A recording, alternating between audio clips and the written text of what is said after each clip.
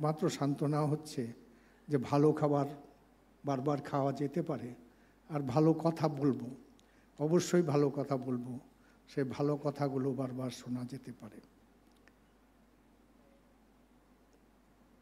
আপনারা জানেন যে 2020 সালে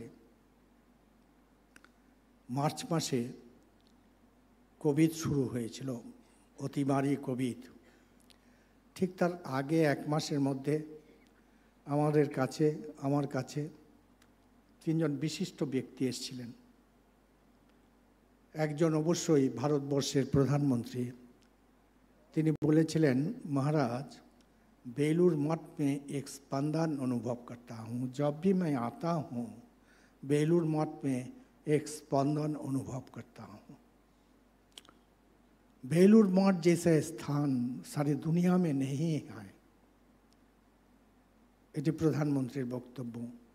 তিনি বলেছিলেন 20 সালের 12ই জানুয়ারি।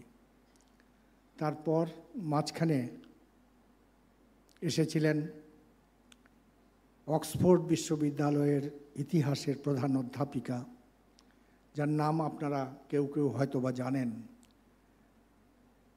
Ruth Harris.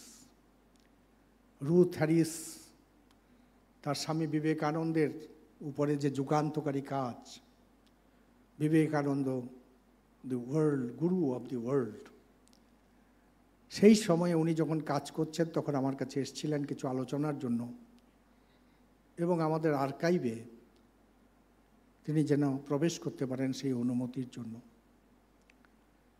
তা আমি রুথ হ্যারিসকে জিজ্ঞেস করেছিলাম, Ruth, how many people in Oxford do know Vivekananda? Ruth Harris একটু হেসে বলেছিলেন, Swami, you better ask me how many people in Oxford do not know Vivekananda. অর্থাৎ অক্সফোর্ডের সবাই বিবেকানন্দকে জানে।